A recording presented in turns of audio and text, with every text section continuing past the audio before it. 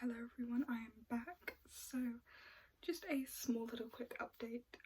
Video schedule wise, we are for the moment doing 2 uploads a week on on Wednesdays and Saturdays. This will probably be subject to change in September. Obviously starting university, I don't have schedules, I don't really know what's going on past the first week, so I'm going to try and pre-record a couple of videos for those first couple of weeks because I probably will not be able to film anything while I'm getting settled in. Excuse me. So we will see what happens then, but I will keep you guys posted when I go down to uni and when I find out what the schedule is and if I need to make any adjustments, which Saturday I probably might be able to do. I don't know if I like pre-film when I have time. Also, I don't know like what my flatmates are going to be like. I don't know what their schedule's going to be like. Obviously ASMR content, you know, I can't really walk around to these flatmates I haven't really met and tell them like to be quiet for like 20 minutes while I film, because I think that's a little bit rude. So I'll probably just have to figure it out as I get used to when they come and go and who's louder, who's quiet, and when people do what they want to do. So anyways, obviously at the moment we are Wednesdays and Saturdays, and then when that is subject to change I will announce that and try and get everything figured out and as stable as possible. But obviously my life is subject to a lot of change at the minute, but we will see. So I am going to do a book video, but first of all I wanted to light this cute little candle. This is a Yankee Candle Perfect Pumpkin. It's a bit of a pumpkin spice scent. Obviously the season is nearly upon us of autumn, so, and I love this candle. I bought it last year as well, and it smells so good and it makes the room smell really nice. So to get in the spirit of autumn, we will light that. Probably won't be able to see that where I'm putting it, but there's nowhere else I can really put it where it's stable. Let's see how good I am at lighting this. There we go. Look at that. I'm going to put that to the side over here, just for some ambiance, if you will. Don't worry, I should have put it up there, but it's lit now. So okay, so I'm doing I wasn't quite sure what to do for today's video because obviously I'm gonna upload this on the Wednesday, but I'm filming it on the Tuesday, and I wasn't too sure what I wanted to do because I have an idea for Saturday's video, but I want to save that for Saturdays. So I was looking back through my channel and I realised I've done a lot of book videos, but I haven't updated on what I've read recently, and I have read quite a lot since my last video in May. So I figured I would do that video today. So I think we're going to start with, we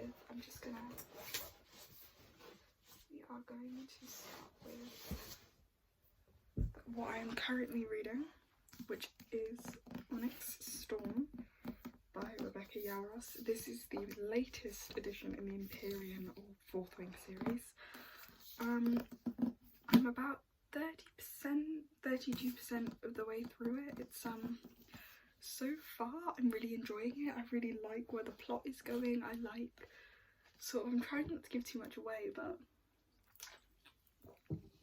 I can't really give away what's happening without spoiling the end of the first book. So if you want to read Fourth Wing and you haven't, I would advise maybe skipping over this bit because what I'm about to say will spoil the entire plot of Fourth Wing for you. So just a warning. So if you want to read Fourth Wing and you haven't, or you're currently reading Fourth Wing, just flick through this. I will give you like 3 seconds. Okay, you've had the warning. Violet is trying to find a cure for the venom, and she's going back on her father's research to kind of see where to start, going beyond the continent and like into the Isles. And I really love how much more we're finding out about her dad and like her family's origins and about like everyone's families as well, because I think there's a bit about Zayden's family as well and sort of how that works. But so far I'm really enjoying it, but we will have to wait and see where it goes. But yeah, once I finish this, I will do another video like the ones I did on Iron Flame and Fourth Wing, just sort of yapping about it because I have a lot to say, but that's what I'm currently reading. So going back in time a little bit, what I read after the last what I recently read video was The Cruel Prince. This book is about there's this world that is it's like a fairy sort of fantasy land that is separate to our world, and there's a girl whose mother was like married to one of these like fairy generals, and the mum left this guy and had a daughter with him, but she left him, went to the human world, and then he found her and the sisters, and she sort of becomes involved in like the politics and the royal court. I have mixed feelings about this because I really loved the other two books in the series, as you'll find out, but this one was the first half of it. I think it could have been like 100 pages less. There is a lot of plot points that don't really go anywhere, and at first it seems a bit like it's a bit boring at first. It seems a bit boring at first, but then when I think when you get to like page about 200, that is really when it hooks you. The ending is really entertaining and really good. It takes some very interesting twists and turns, but I think there are a lot of plot points that just it didn't really need. It didn't really add anything to the characters or the story. But other than that, it was really good. Its world building is understandable, but not too like simple. It gets the job done, and it's very interesting. I love a book that has like romance as a subplot. I don't really like a full-on romance book. I don't know why. Like, I will read one every now and again, but it has to be like a very particular one for me to enjoy it. But this sort of has romance as not even really a subplot. I don't like how it was cast off as sort of a romantasy book, because it isn't really. The romance doesn't play that big of a part until the later books. So we'll get into that though. So that's by Holly Black. So the next thing I read was is by Hilda. It's The Night Guest by Hilda. I cannot pronounce her last name. But this book it was really weird. It's about this woman who all of a sudden starts getting really tired, and she doesn't know why, and she goes to see this doctor and they can't figure it out, and so she starts wearing this like health monitoring watch, and it tracks that she's been walking to this to the docks, because it's set in Reykjavik in Iceland, and she's been walking to these docks every night, and she doesn't know why she's going. She's been walking to like a unit on the docks every night in her sleep without realising it. And it's a horror book, but it follows her realising like what she's been doing in her sleep. And God, I won't spoil the ending, but it is like quite disturbing. It's a really short book actually. It's only about 100 pages long, and some of the pages, because they're written like diary entries, some of the pages are literally just a couple sentences long, so I read this in like 4 hours. But this was it's a really nice read for like maybe if you're like traveling or you don't have that much time, so you're just kind of picking it up, putting it down. I read this while I was doing my exams because I didn't have too much reading time. But so the next book I read is a little bit of poetry. I really want to do a video with this book actually. This is The Poetry Pharmacy. It's a collection of all these poems. It's by William Seinhardt, and what he's done is in all these different categories, say there's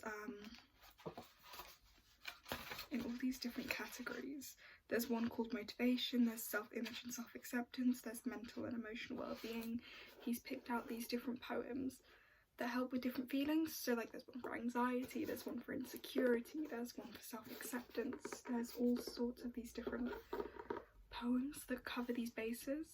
And this is actually, I'd say if you're only just getting into reading poetry, books like these, because there's 2 books in this, there's the little series, books like these are a great place to start because the poetry isn't too intimidating, it's not overly simple, but you can understand it. And he leaves these brilliant little commentaries on the side which explain the poetry if you don't understand it without making you feel stupid or without making it seem like it's too obvious. So it's really great to start if you're like only just getting started reading poetry and maybe you've tried some more classic authors and you can't really figure it out. This is a really good place to start. It's understandable but not patronizing, which I really like, because this is supposed to be like poetry for comfort, for like specific, for advice, for specific things, and it manages to achieve that really, really well. So it's a really beautiful, really cozy read, and it's one of those things where if you're in a particular mood, sometimes you can just pick up and sort of find this section and you can use it for that. So I've not read every single one of the poems in here, I have to be honest. I have read most of them though. It's sort of been one of those things that I've just picked up and put down with like my mood, which is kind of how you're supposed to read poetry anyway. It's not like a sort of sit down and do it all in one sort of thing like you would a book. But the next book is, I don't even know if it counts if I read this because it's Powerless by Lauren Roberts. I was about 50% of the way through this and I just could not. I don't want to be too mean because I can understand why someone might like this. It wasn't bad. It was just boring. And the thing is, Lauren Roberts is a really beautiful writer and I'm sure the series does get better. Because I know I'm a bit of a hypocrite to sit there and say that because I'm saying that about The Cruel Prince. But the thing is, this book just didn't get interesting at any point with The Cruel Prince. You want to know how it ends. You care about how it ends. Even if it's a little bit boring to start with, you still want to push through that. There's just nothing to care about. There's nothing really in this book. You know, the characters are kind of all very one-dimensional. It's all quite obvious. You can see where it's going. And it's very, very unoriginal. This is like a criticism that it gets a lot. But at first I was kind of like, I've never read The Red Queen, which is what it's been compared to, and I haven't read The Hunger Games, but I've watched the Hunger Games films and everyone knows the Hunger Games. As soon as Peyton Gray picks up that bow and arrow, I was done. I was like, no, I can't do this. Like, a bow and arrow. We've got this like Hunger Games setting and a Katniss-esque female lead, and you decide she's got to have a bow and arrow as her weapon of choice. Any other weapon type we could have used, and we pick a bow and arrow. That was it for me. That's where you lost me. But which is a shame. I might give this book another chance one day, but like, it just, and the rest of the series doesn't seem that interesting to me either. Really, I've read some of the book descriptions because I thought maybe it is like The Cruel Prince where the first half is really boring.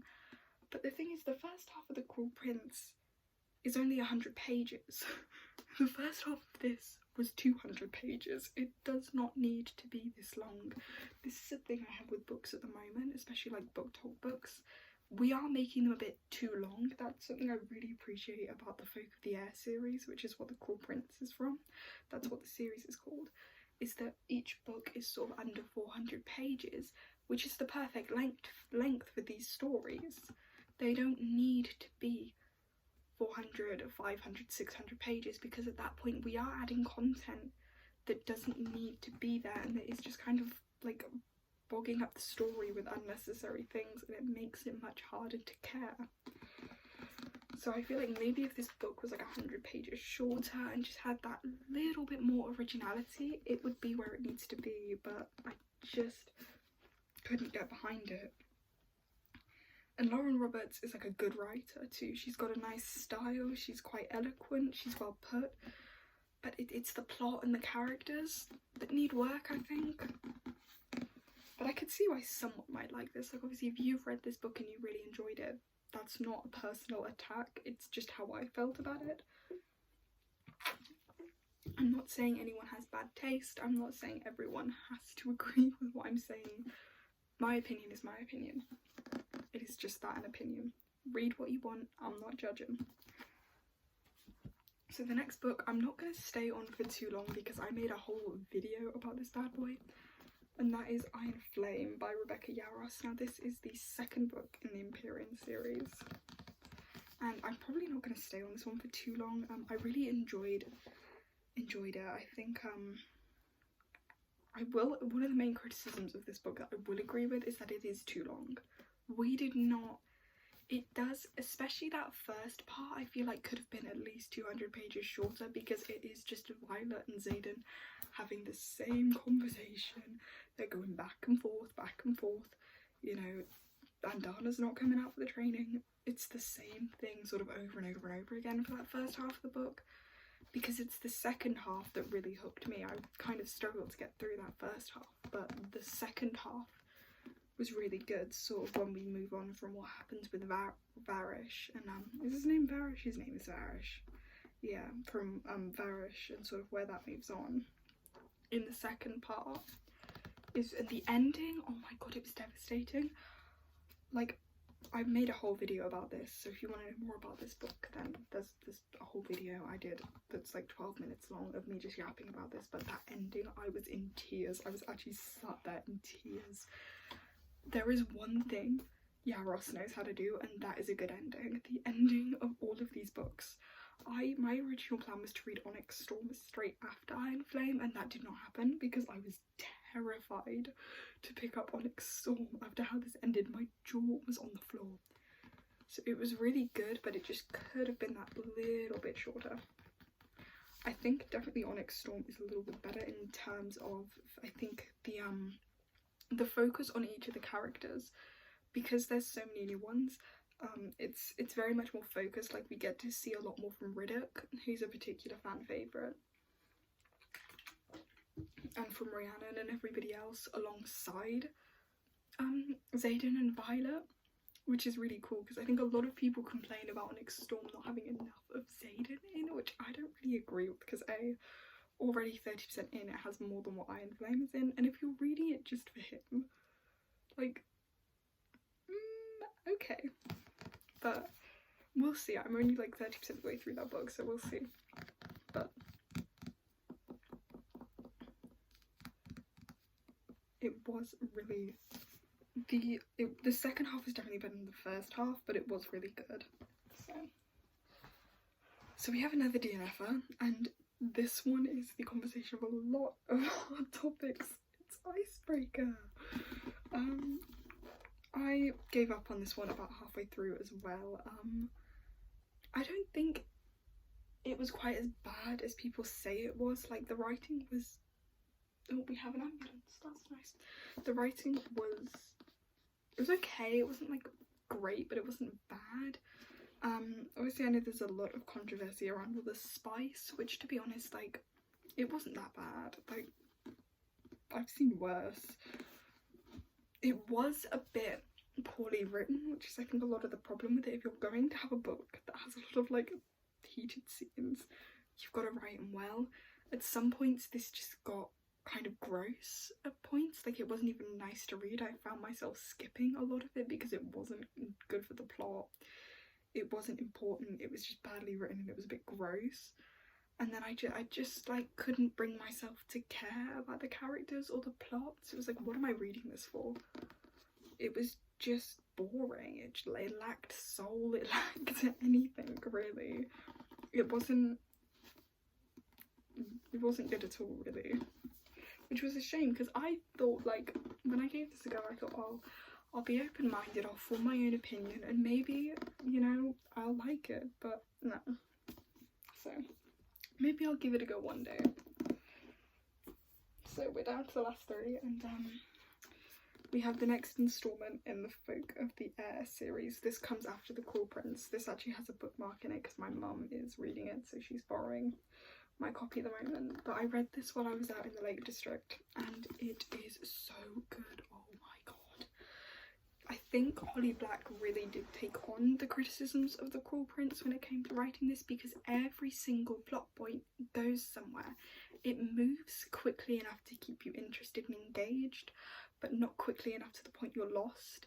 It follows on from the first book nicely. There's really good character development, especially when it comes to Carden, both past and present. You learn sort of why he is the way he is in the third book, in the first book, and sort of how he comes to be, and also his development as a character in both this book and the third book in this series is really interesting.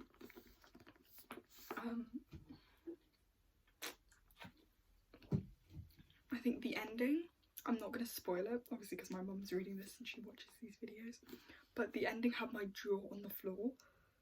Like, it's insane.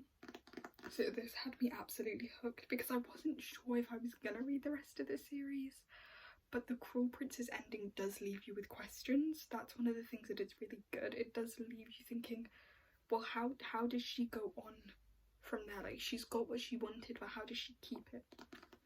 And the ending of this book does the same. So after that, I've talked about this book as well, but I read Laura Nolwen's If He'd Have Been With Me. Oh my god, this is tragic. This is one of the only romance books, like full-on romance books, that I've read and really enjoyed recently. But when I tell you, I finished this book in 24 hours. I read most of the day, and then I went to work in the evening, and I got home from work at about like 10:30. I had some food, I got back in bed, and I picked up the book again and I finished it, and it was about midnight when I finished it, and I was sobbing. I'm not being dramatic when I say that, I was actually sobbing. Like, I had to sit and stare at my wall for a good 5 minutes before I could go to bed, because I was sad. I was sad for a good couple hours after I read this. Oh my, I'm not going to spoil it because it's really good. But the thing is, it's weird because it's one of those books that starts at the ending, if that makes sense, and it's sort of like, here's how things end, but wait, how did we get here? So you know where it's going, you know what's going to happen the whole time, but just at the last minute it gives you a little false sense of hope that maybe there's a detail that was left out, maybe it doesn't, maybe he doesn't die in the end, spoiler alert.